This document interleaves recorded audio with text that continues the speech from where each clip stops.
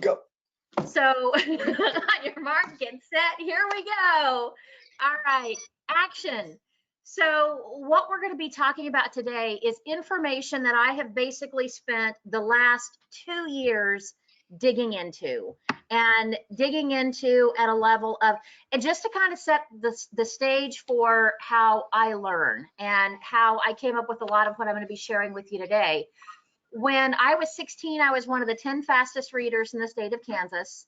And I don't know where I ranked in terms of, the number of 1 to 10, because they could only measure up to 2,500 words per minute that you could read. And they didn't know the machine didn't go any faster. So there were 10 of us that fit into that group. And I've got really good comprehension and retention. So with that being said, I just read a lot. I'll go through, 2 or 3 trashy novels a week, and I consume business books, and I read articles, and I drive Chris nuts because I'm constantly sending him, look at this, read this, go watch this, consume this.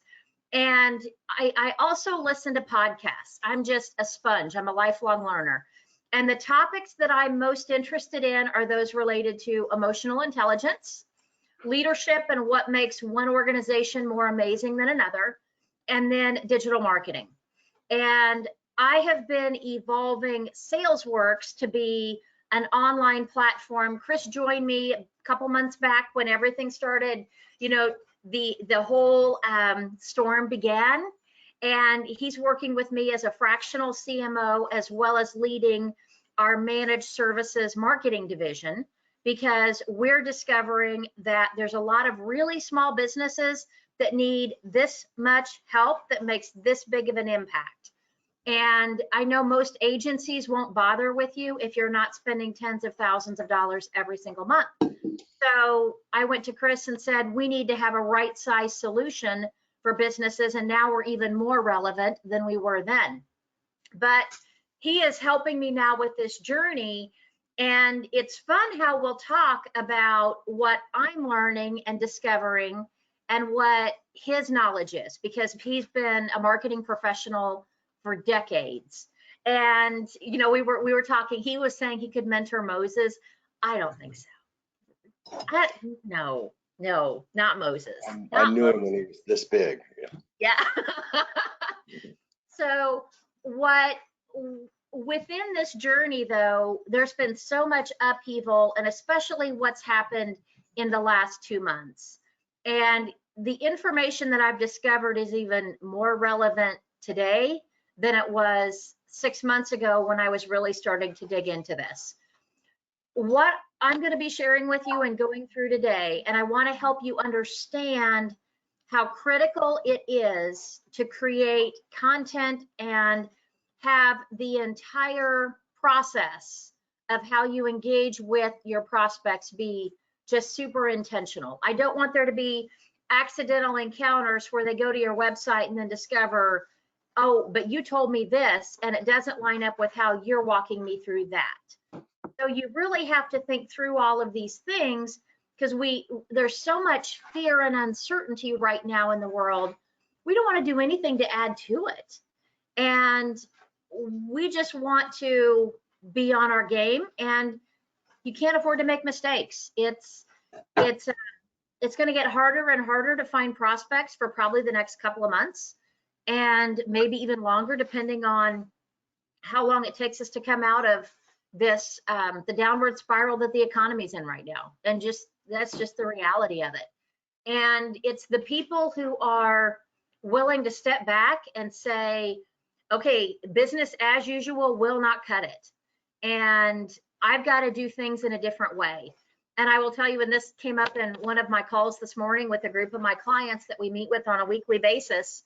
And, being average is easy. And this is not easy. So everything that we're going to be talking about is how do you step above average into that world of being exceptional. And it means you're going to have to do exceptional work. And with that being said, I'm going to dive into what we're going to talk about today. You will have a lot of questions as we go. Chris, let's go ahead and mute mute the audience just for a bit, and then we may pull some folks in for conversations. Okay, and I've done that. So just quick housekeeping here is you'll see the questions panel over on the right. So if when Brendan says, you know, hey, do you have experience in this, or ask you questions, just go ahead and type it in there. I'll answer you, and she'll answer you when she gets time. Remember, this is drinking from the fire hose, so Yeah. we ask that you know, kind of shut off any distractions if you can, you know, emails, phones, and things like that, and just kind of hold on tight, right? And we're going to send you the PowerPoint. We're going to send you links to the video, things like that, so you don't have to eat it all right this second, right? You'll be able to go back and remember, we're building a YouTube channel, so there's going to be other stuff like that of this on there that you can jump into, and as always, you know, we have different services available for you, one-to-one and coaching and things like that. So just whatever you need help with, we're here for. So anyway, that's my spiel. I'll shut up now. There we go. No, it's all good. Trust me, this will not be the last time we hear from Chris, because there's a lot that we're probably going to be pulling him in on today.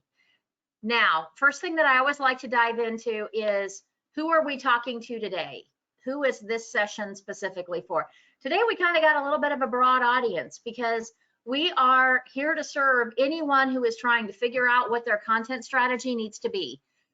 Now, I want to define content strategy here for just a minute. When I'm talking about content strategy, what I'm referring to is anything that you are doing in terms of written or verbal communication to engage your prospect when you are not face-to-face with them. That's the content that I'm specifically talking about today. So everything that we're going to be digging into is related to, it is emails, it is your the copy on your website. I'm getting photobombed. Did y'all wave at my daughter as she went by? You know, people are playing through. That's the fun of when you get to do the virtual programs. You do have kids playing through your meetings.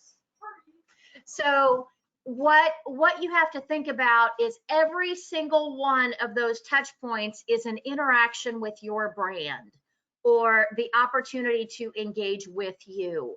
And they may be engaging with you via, you've shared something with them, you've made a connection, you introduced them to someone. There's any number of little bitty things that we don't really take into account as a part of that buyer journey, from the time they first discover they got a problem to when they get to a solution, hopefully with you. And I want to just talk about how we become a lot more intentional with everything that you do with those potential clients, and even with your clients for that matter. Because what I want you to do is create an extraordinary experience for your clients that they then want to tell everybody that they know. They want to share it with others. And that's what we're going to really be digging into today, is how do you go about doing that?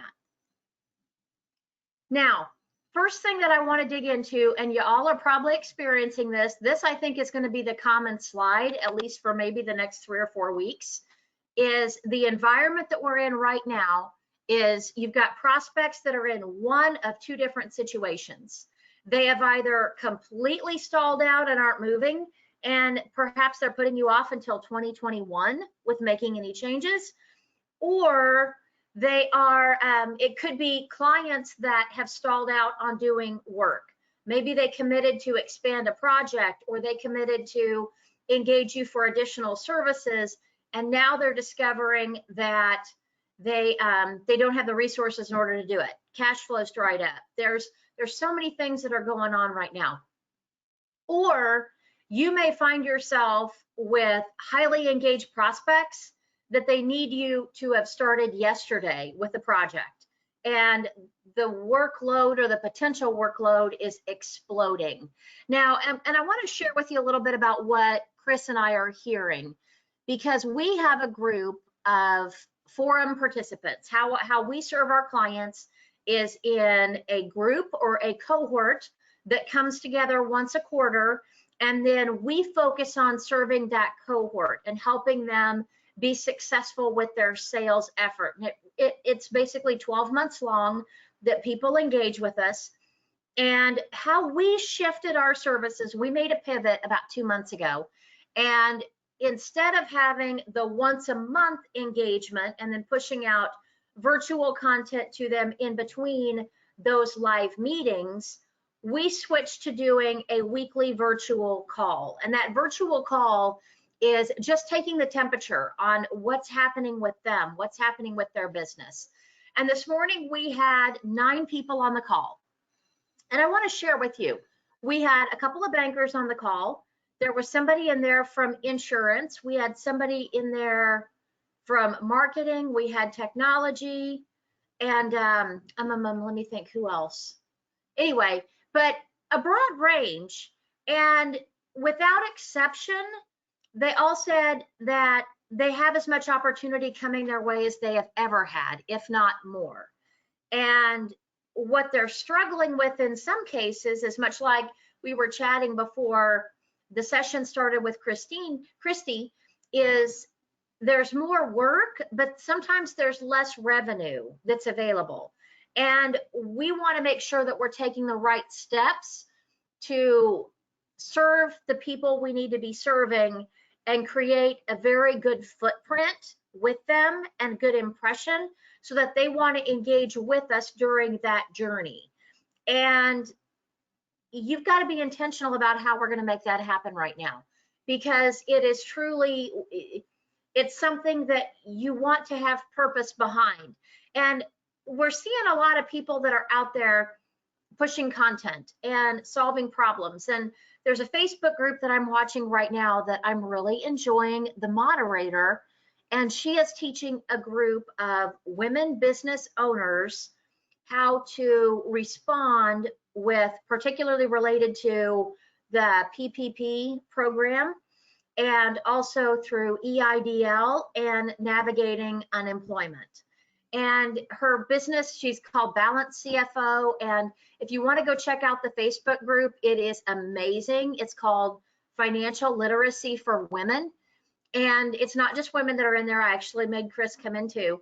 So it is now, it's based on anybody right now that has questions related to managing finances. And what she's doing right now is she's building a list. And that list, those are people that she's going to be marketing her services to when things level out. And her list has grown by 14,000 people in 2 months. Now, Chris, chime in. How many lead generation efforts do you know of create 14,000 leads on zero ad spend? Chris, you there? Yeah, I'm muted. Sorry about that. I was totally fascinating when I was talking to you. Zero right now, especially in this environment, right? So.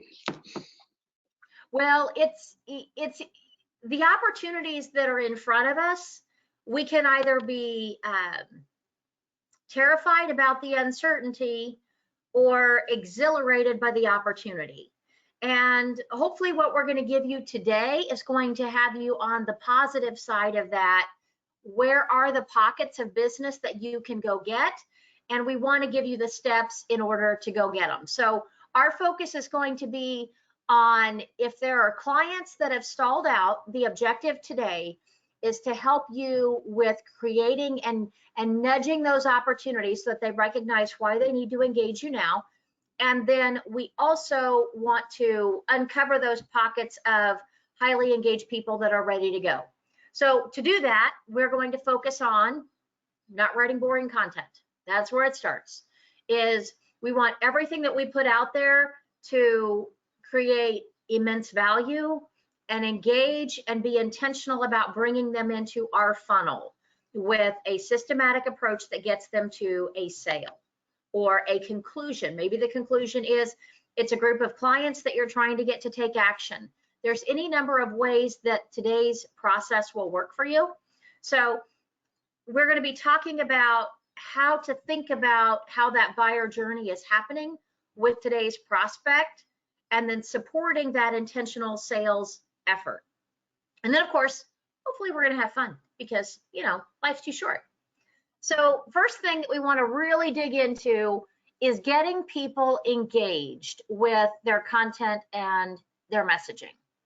And when we talk about engagement, I want to spend just a little bit of time on this because we have a tendency when it comes to engagement, we're thinking about things a little bit differently with engagement. And in a lot of cases, you may think engagement is someone listening. And then the other side of it is someone taking action. And I think a lot of the building of content is going to that audience that's listening and not necessarily the audience that's taking action. And do y'all understand the difference between that? And go ahead and chat in anything that you have questions about, because I do want to spend a little bit of time diving in on making sure that what we're sharing with you is applying to you in your business. And I want you to take action because that's the side that we want to be on. We don't just want to serve people that just want to show up to listen. We want people here that are going to take action based on what we're sharing with them and get to a different outcome than they experienced yesterday. And now to get to that point, there are some things that have to happen along the way throughout the buyer journey. And remember that, I don't even know, is it Emerson that said the journey of 1,000 miles begins with a single step? And we begin with recognizing all of the different avenues that we're communicating right now to support the buyer journey. So we have the social media posts that we're pushing out. Potentially we have, if you're doing anything related to live groups or webinars or education with your clients or prospects, we have blogs, we have email, webinars, just like you're sitting in right now, marketing copy. Maybe you're taking and repurposing some of the content that you're using it and putting it at other places. So you all may notice that the email that we send out on Tuesday is tied to the content that we also share on LinkedIn on Wednesday. And then we resend the information out to an inactive audience on Thursday. And then every day we're promoting, come join our webinar where we can deliver value. So it's not about creating all new content every single day. It's about getting the most mileage out of every single post you make. And then of course, also it's through your case studies. Now, I'm going to take a quick second here, chat in how many of these different communication avenues are you currently involved in? If you take a look at the slide that we've got up right now. So we've got social media posts, we've got blogging. And by blogging, I don't mean an every now and then blog. I mean a weekly pushing content out there, something that is on a regularly scheduled frequency. Are y'all chatting in for me with what you're doing? Emails. Now the emails, that is not just, that's not just like a weekly campaign that you all may be experiencing by getting the prospecting tip from me every Tuesday. It may be, if anything that you have as far as a sequence of emails. So let's say you meet with a prospect, what is your communication with them following that message or following that initial meeting? How are you supporting that? So that's also a part of it. So let's hear from our group.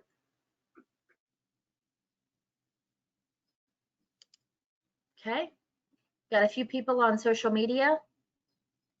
Okay, so it doesn't look like, now I know I've got some folks on here that are pushing out regular emails because I see content from them on a monthly basis.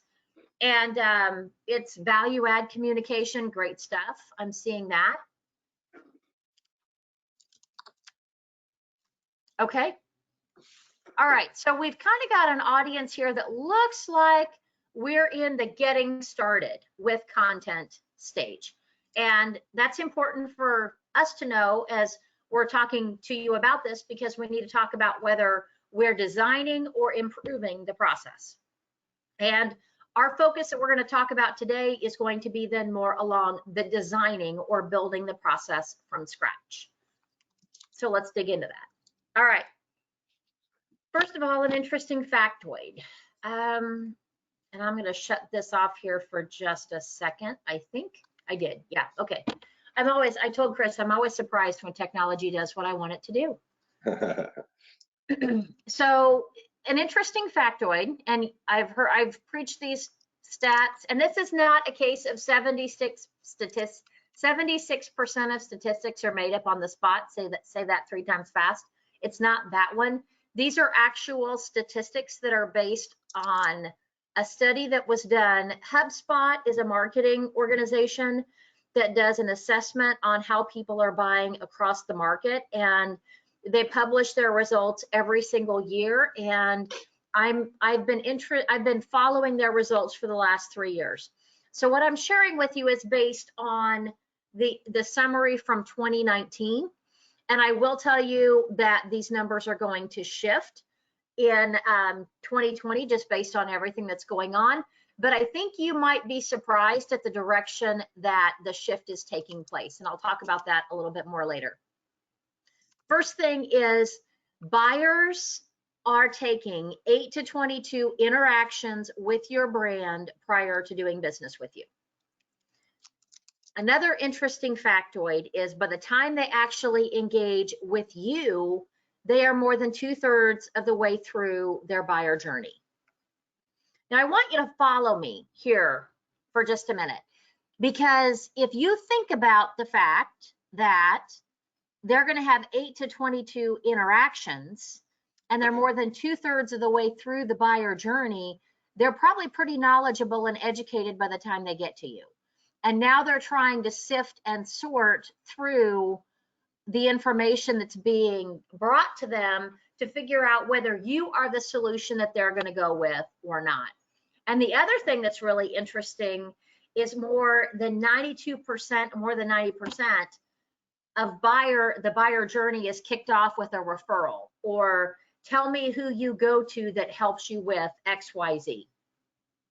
Now, as you think about these facts, then you look at the fact that we have a sales funnel that defines how our process works and how we build and engage with relationships. We have the top of funnel that is where you're engaging with the prospect in their very initial stages, and they may not know a lot. So they're trying to figure out which direction makes sense for them to go. And today's buyer does a lot as far as creating their own process for how they're going to gather information and evaluate options that are out there. And then they come into the funnel, and you notice that the funnel gets smaller because there are a number of these folks that are going to opt out. And we're going to talk to you about why they're opting out. Sometimes it's a bad thing, sometimes it's a good thing. And that's just the nature of the process. And what we want to do is be intentional about making sure that we get to the bottom of the funnel with the right people, and that we are converting those relationships that we are truly wanting to get. So what I'm going to be talking to you about today is actually about every different spot along the funnel. So at the very top, you have the lead generation part, which you've got to have new prospects into the funnel. If you don't have new prospects, you don't have a viable funnel. And if you continue to talk to the same people, you're going to stall out, I can promise you. And we don't want that happening. So what we have to think about is when you have someone that engages in the funnel at the top, how do you connect with them at that point? And then how do you connect with them when they are farther down the funnel as well? And what I want you to recognize is that every stage of the buyer journey needs to be designed according to the questions that that prospect is asking at that moment in time. And so if you are going to put out a blog that is based on here's great information to know about bringing employees back to work, and you're selling HR services, that's wonderful. But what is that blog intended to do? Is it out there for you to attract leads, or is it out there for you to convert prospects once they're engaged? Because designing that blog, you don't necessarily want to create a one size fits all, because as Chris has often shared during our conversations, if you design for everyone, you're actually designing for no one. So what I want you really thinking through with this is just how critically important it is for you to be intentional with every stage of your content design. Now, when we talk about this, and I shared this during the email newsletter where we talked about mental triggers, and let me tell you, it was so hard to write an email that was under 600 words explaining mental triggers, because this is truly a fascinating and very complex topic. And it's one that as soon as you start to understand it, it can really help you with engaging with your prospects and truly deepening that relationship in a way that it creates an inflection point. Or think about it like putting gas on a fire. That's what it can do to your content effort and also support your prospecting journey. So when we're thinking about this, we have to think about what the purpose is of the content that you're creating. And remember, we're going to have content in a lot of different places. And I want you thinking about content from the perspective of every single interaction they have with your brand. So whether it is a pre-approach email that you're sending out, a campaign that you're sending out to re-engage people that you talked with 3 years ago that fit that prospect profile of someone you'd like to work with now, or whether it's information that you're sending out there if you have acquired a lead list and you're marketing to them, or if it is content that you're pushing out to your referral partners and influencers that can and do refer you consistently and well. So we got to think first of all about where that fits right now. And then we start thinking about, we've got that attraction strategy, then we have to have that conversion strategy. That is I'm going to take this audience that knows something about me, and I am going to compel or motivate them to do something on my behalf. Maybe that's something on your behalf is sharing your content.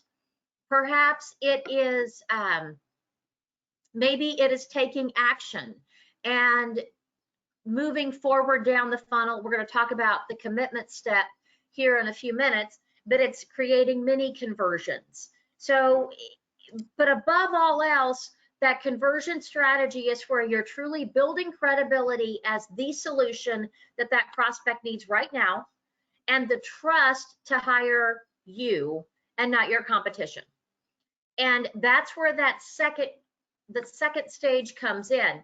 Nurturing, when you look at that stage of the content journey, this is where you may be helping that person that has made a decision but hasn't quite taken action yet. You are trying to get them to step over the line and really go all in with whatever it is that you're recommending they do. That's that final stage of how your content can work. Now, I'm going to take a minute. We're going to chat here. I want to pull you in. Do me a favor, chat in for just a second here and tell me, where are you currently designing content for your audience? Is it at the top stage where it's all lead generation? Is it the middle stage where you're trying to stay top of mind and nurture existing relationships? Or is it creating a compelling reason for prospects to take action with you or influencers to refer you? Or are you doing all of the above?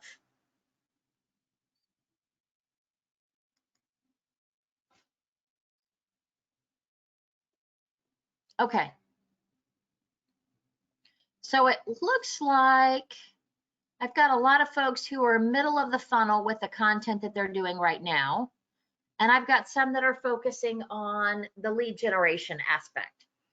How many of you stall out with prospects? As in, they get into your funnel and then they just stop. And you may have a proposal list that stacks up. Is that happening for anyone?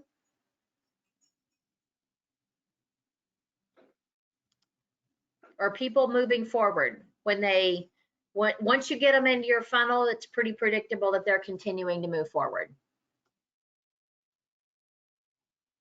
Okay, sounds like that's happening a bit for folks right now. So if you think about what content can do, your content and your communication should help your prospects quantify the risk if they don't do business with you. They should be able to recognize the consequences of not taking action. And there are some key mental triggers that we want to feed in. And now, before I dive into these mental triggers, I want to be very clear with one thing.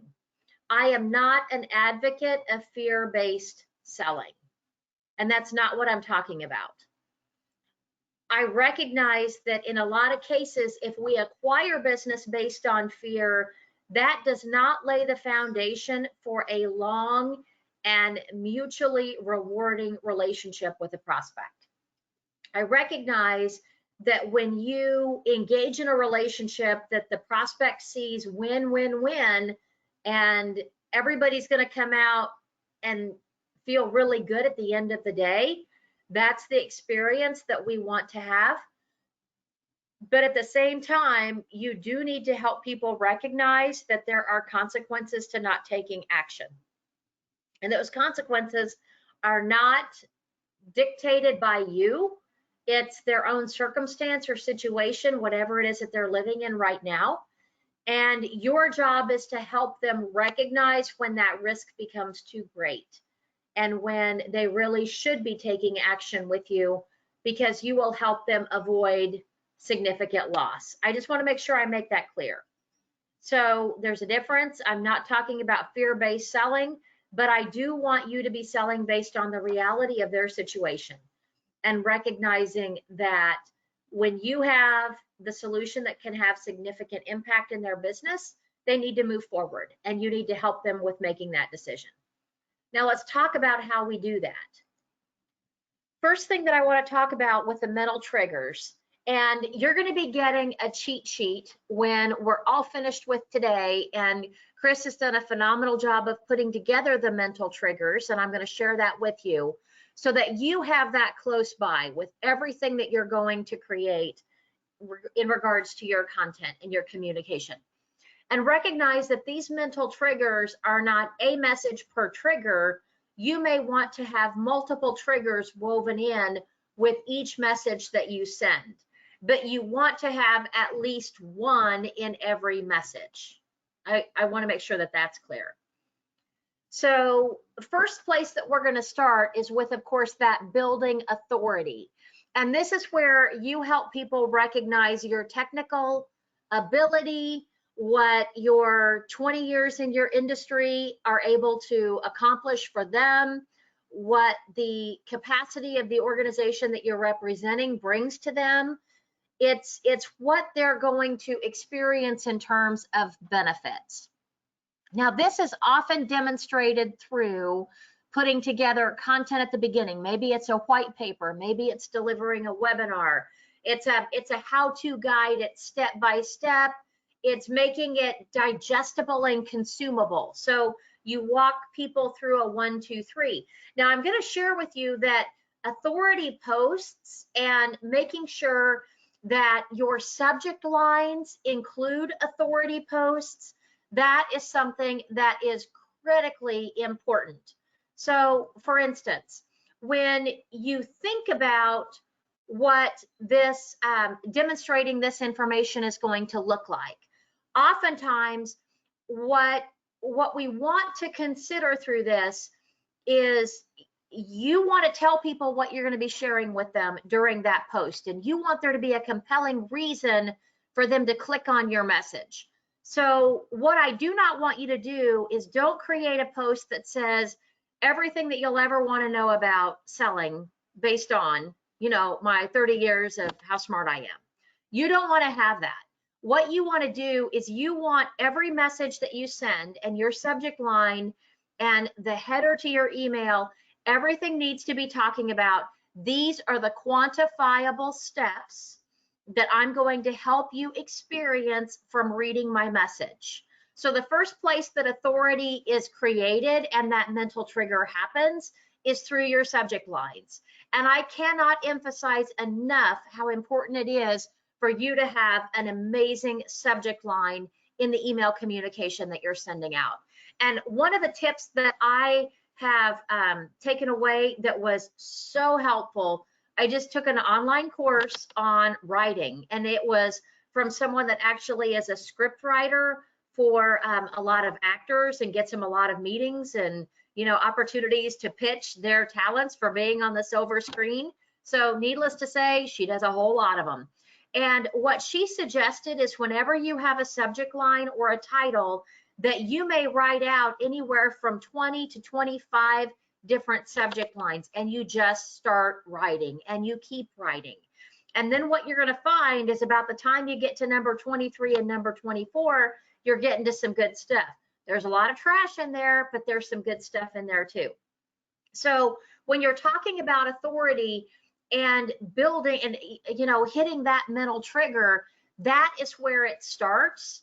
And I do not want you to minimize how important that step is in making sure that whether it is your email signature or the title of your blog or the email that you're sending out or the headline on the webinar invitation that you have, that is critically important for you in setting the stage for the fact that you have the credibility and ability to make an impact in their life. And we want to share that. Now, the next component to this is that liking.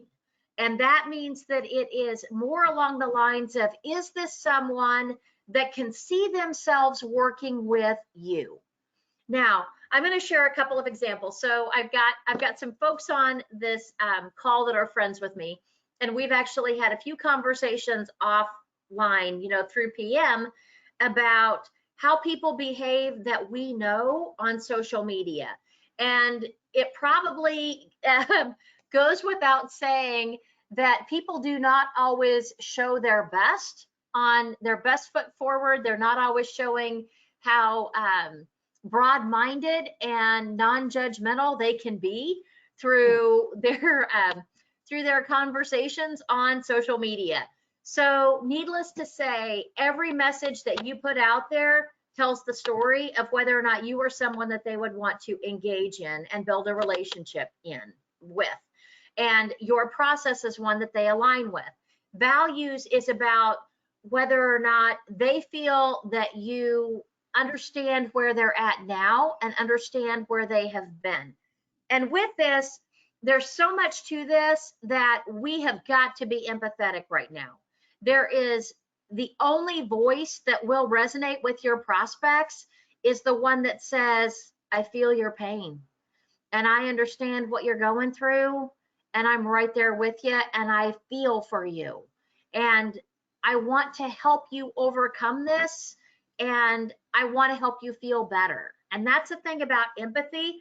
And there's a difference between empathy and sympathy. So empathy is I recognize and understand and feel for you, but at the same time, I am not going to rescue you. It is up to you to make the right decisions to move from here, which is where you don't want to be, to here, which is where you do want to be. And the more you can be vulnerable and transparent with your prospects during this buyer journey, the more they're going to feel good about engaging with you. Now, understand that, remember, I'm about weeding out those people that may be at the top and getting to the few that you really want to work with. And this is really an opportunity for you to engage with those folks that you truly do want to engage with. So when we're talking about that liking and building that community, what's important is that you give people the opportunity to engage in a community. And I'm going to give you some suggestions on that here in just a little bit. And it actually leads into talking about social proof as well. Social proof is where you're looking at how you're going to manage your brand. It's about whether or not someone sees what it is that you're doing and says, I want to be a part of that. It's where, 92% of the buyer journey takes place with a kickoff for a referral. How often are you that referral of choice? And making sure that you are really managing the brand. And when I talk about managing it, if you go look at my LinkedIn profile, I don't know, I think I've got 17 or 18 recommendations. Every single one of those recommendations I wrote. And I'm going to tell you how I did it. I did an interview with my client based on their experience in working with me. I summarized that interview into a very short case study based on their exact language. And then it was about 200, 250 words. And then I turned it back around to them for them to edit and post. And I probably have 40 more that I just need to get finalized and polished up in order to push out there. So those are all, it's all information that we're going to be able to tie into marketing our various programs. But those are examples of social proof. And when I talk about managing your brand, don't just leave it up to your prospects to say, yeah, they were a fantastic group to work with, or I really enjoyed the experience of working with. Okay, ask them, what would you be able to say about your experience in working with me? And understand what their language is, and ask if they would be comfortable in sharing, and give the particular avenues that you most want to resonate, because you know that that's what your perfect prospect has as a need.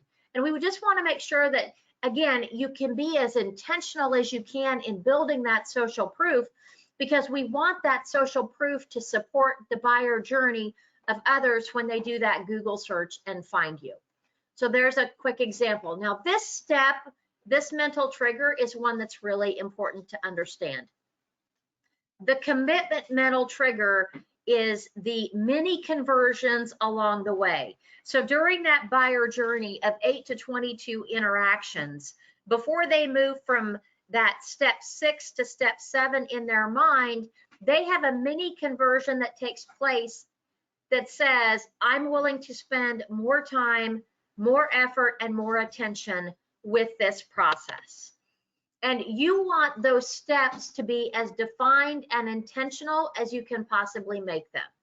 Some suggestions for how you might do that. I leave prospect meetings regularly, and I give homework. That's one of the first things. If someone is introduced to me as a prospect for one of our forums, I normally have that initial getting acquainted call, and then I give them homework. And then depending on how well they do that homework depends on whether or not they convert to the next step of the process. And my homework assignment is, I typically go one of two directions. If they're just building their business, I introduce them to 2 or 3 other people that are either potential prospects for their service offering, or I introduce them to potential referral partners that can give them insight into, yes, there's a there. You've got something here. I'm pretty excited about it. Now, based on how well they engage during those meetings, or if they engage, they may then convert to the next step, which is further exploration of what the forum could do for them. Then at that point, I give them other homework that will help them define just what the benefits are that they will experience, as well as recognize what loss happens when they delay and they don't make those decisions. And all of those steps are done either by content or by connections. It's not done through one-on-one conversations. And what I have found is when I create that exploration that allows the buyer to engage, it converts at a much higher rate with my perfect prospect. And it also does a lot to weed out the people that I don't want to work with. But it's when you think about balls in your court, it's not just okay, we've had a conversation, here it is, are you in or not? That's not what I'm talking about. I'm talking that defined, okay, We've defined that here's the opportunity. Now this is what it looks like to continue forward. Now this one is the trigger when we talk about reciprocity. This is one that people have a hard time wrapping their head around. With today's buyers, they are looking for you to be a no risk solution. They really can't handle much risk right now. They don't want to make mistakes. They can't afford to make mistakes. And to that, they are looking for you to solve problems along the way. Now, I have in the back of my mind, you know, I spent a lot of years in Sandler, and I heard all about the don't do unpaid consulting. If you do unpaid consulting, you're going to lengthen your sales cycle, and you're going to weed out those tire kickers, and you're going to turn shoppers and you're going to turn buyers into shoppers. But what I've experienced about how people are buying today is they want you to solve problems. And then when you solve problems, that's when they engage and they want to give back. And they want to thank you for you helping them solve those problems. So when I'm thinking about bringing them solutions, you know, much like we're providing a solution through these webinars that a lot of companies charge a lot of money for you to participate in one of these. But what we've discovered is that I'm sharing information with you that will be helpful, but there's going to be some of you out of our conversation today that listen to this and they're like, wow, if she's given this much away for free, what transformation happens when I become a client? And that is the individual that is then going to convert further in the funnel and transition to that client experience. So a few ways that you can solve problems and be intentional. You can make connections with referral partners. You can do joint events. You can offer mini training sessions. You can provide challenges for them. Challenges are pretty amazing to build, and that's something that we can dig into in later sessions because it's something that it's pretty powerful at getting people to take action. Now, scarcity. And as I'm saying this, Chris is sending me messages that tell me that we've got about 6 minutes to go, and I still have a lot of content to deliver. So in the amount of time that we have left, I want to explain this trigger, and then I will share with you other information about applying these concepts that you're going to definitely want to jump in on the recording in order to understand exactly how to apply these mental triggers. And also recognize that we have a comprehensive solution to also support you with this process in your business. So I'm also happy to engage with you and talk to you about what that might look like. So recognize that the scarcity trigger is one, that one really works when you are trying to help that prospect understand just what it costs them to delay or recognize the cost of doing nothing. And you always have competition whenever you're pursuing an opportunity, and maybe your competition is the status quo, or maybe they're stacking you up against 2 or 3 other solutions. But the more you can create the scarcity trigger to help them recognize that it's the risk-free solution to work with you, provided they meet these key criteria, of course, and that this is what it looks like to move forward. You can help them through providing tools in your content that would help them with quantifying the cost of delay. So for example, I have clients who do compliance, and their compliance work, it's pretty easy because you get caught by the DOL and it's this much per employee per day. That's an example of where you can, it's easily quantified.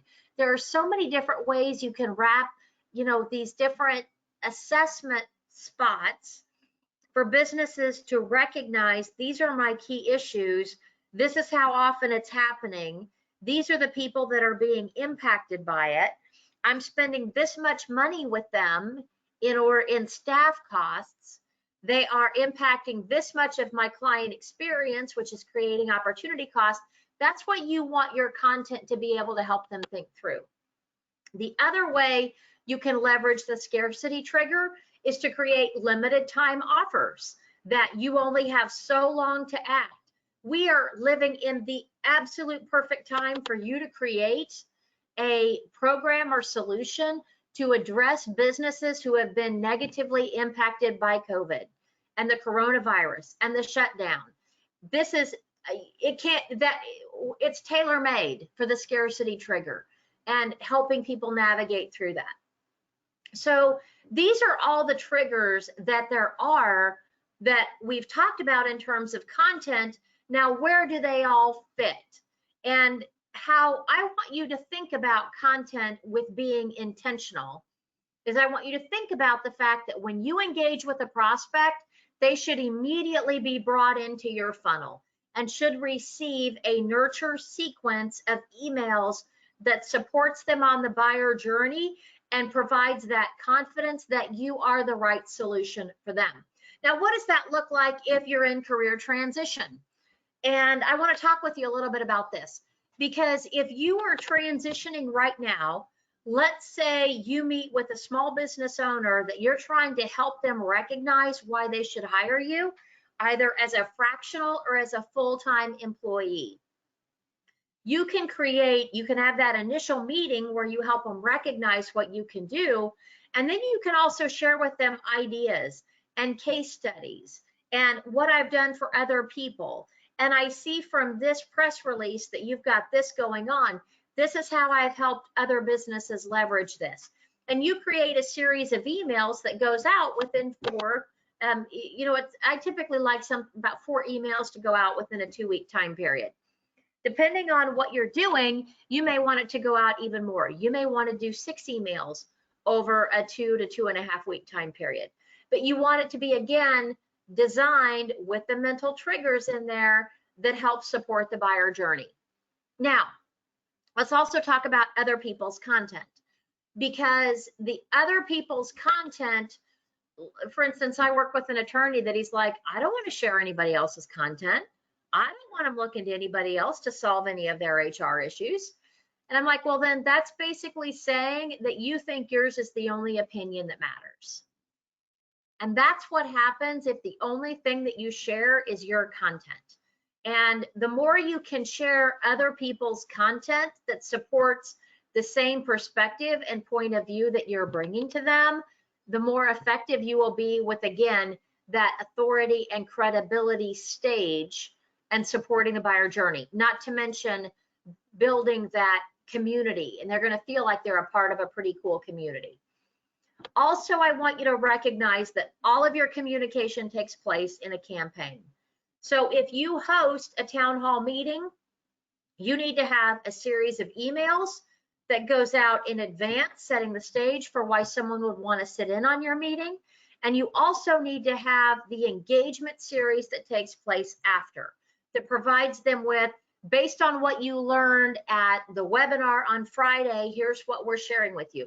You see this with the recording email that goes out on Monday, and the link that sends you to the YouTube channel where you can also listen to other sessions that you may have missed out on. So it's all a part of the campaign. And it's also demonstrated through the fact that now that you're on the email list, you're going to receive every week the summary email that says, here's what we talked about. Here's the link if you want to go dive into this topic. It's a campaign. Remember, it's that 8 to 22 interactions that they have with you. Now, where campaigns fit, you've got, of course, the lead generation component to it. You have the nurture series that I talked about a little bit earlier.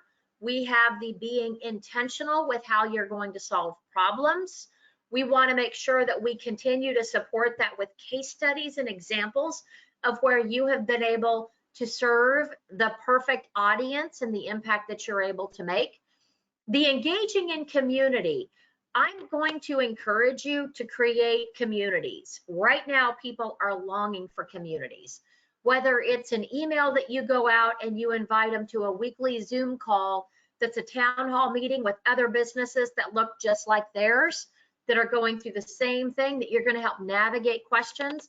I've got a couple of bankers that are going to be collaborating and putting one on right now that's specifically related to the the PPP program and EIDL, not because they necessarily want those loans, but they want that audience, because that audience is only going to be served for about a 2 to 3 or 4 month window with those questions.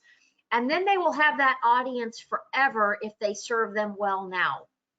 And if they engage them in a community right now through one of these virtual platforms, they're going to be able to really, again, address those mental triggers that will support the prospect to do business with them when the opportunity is right for them to hire them. And then think about what's the limited time offer that you can create, or what that special approach is that's perfect for your prospect right now based on everything that's going on right now in the world. So when you think about your campaign, we've got the steps that you're going to capture interest and you're going to attract. And then you have the building credibility and creating authority that you're going to do through the information rich. Here's your how-to. These are the 5 questions you need to ask. The 2 stages you need to add to this process. Be vulnerable and empathetic. Help them recognize that you do not have all the answers. You know, Chris and I, every day we talk about the fact that this is a journey that we are all on. And we have put ourselves in the spot of, we're out there in new territory and we're actually scouting ahead of you. So we're the ones who will be encountering all the bears and the lions in the woods, and taking the arrows from the indigenous population. So that's our role. We're ahead of you, but we're still learning too. And part of what the journey is you can learn from our mistakes so you don't have to make them. That's the biggest key behind all this. Or let me help you avoid the mistakes that I've seen others make, because they're painful. And the more you can relate to that, the better. Make sure that you're creating tools through your content that are helping them recognize the benefit of hiring you and doing it now, as well as understanding whatever that cost of delay is to taking action. And remember, sometimes this process is tied into your onboarding with new clients. So for example, if you have key stages during your client onboarding that are time and effort intensive, this is where you can also have content that supports that and improves the buyer experience overall. And maybe that cost of delay is the cost of making the wrong decision of not having those tough conversations, or incorporating those policies and procedures that they need to do. So remember, the sale that you're making is not always the sale of doing business with me, but it's taking action on the advice that I'm giving you right now. Sharing solutions that are specifically designed for their circumstances. But remember, you don't want this to be wide open to the universe forever. This is something that you want to attract that community of people that you're going to pull in right now, that are going to take advantage of your offer. So then what I want you to do at this point, based on the information that we've thought about, remember, Chris and I are here to share information with you, but at the same time, this is a deep subject, and this is something that can make a huge impact in your business and in your life. And we want to support you with that. And how to start down that path is through identifying and really digging into what that campaign is that makes sense for you to engage in right now. And then recognize what that communication path should look like, and how to incorporate the mental triggers at the stages of the buyer journey where they're needed. And then making sure that your content is supporting that journey. And I want to rave for just a minute about how helpful Chris has been. I have wanted to do this weekly webinar series for about 1.5 years, and I could not wrap my head around how to make it happen and how to make sure that it was the experience that I wanted it to be, and it wasn't just a thrown together effort. And he has been absolutely amazing at supporting the execution of this. I can't emphasize enough how important this is, to collaborate with the right resources to make it happen. Because putting all this information together is very hard for you to dig into. And when you start digging in and thinking about what that offer would be, recognize that your best offers are not going to be created in your office. They're going to be created by direct interaction and engagement with your perfect prospect that walks you through, this is what I need. This is what I will spend money on now. This is what I will take action on today. This is what I will make my top priority if you put this in front of me. And that process is one that you don't want to make it, you don't want to be hasty with this. You want to be very intentional and thoughtful with what it is that you're doing. And to that end, Chris and I have been practicing what we're teaching. And we have created I think, a very timely and pretty amazing solution for our clients right now that walks you through how to understand and recognize what that entry point solution would be for your business or for your career. I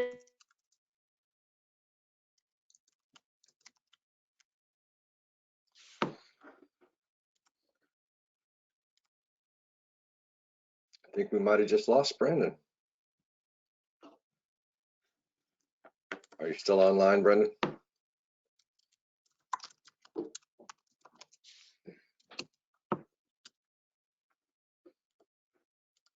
Okay, so looks like we've lost Brendan at this point. What I'm going to do, because I don't have the ability to advance the slides, first thing I'm going to say is we were prepared to make you an offer, a special offer at the end of this, which what I'm going to do is write it all up in a nice email and send you, the links to the program, things like that. Oh, here we go. She advanced it. So we're starting this brand new program. It's a special offer right now. It's under beta, so you can go to the link that's shown here and sign up for the waiting list. But right now it's in development, and it's a really intensive. It's a 4-day workshop.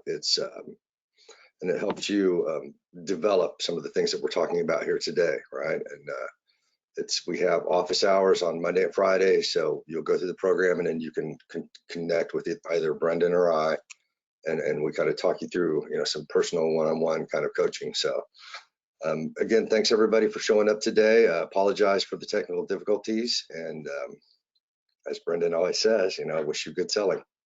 Have a great day.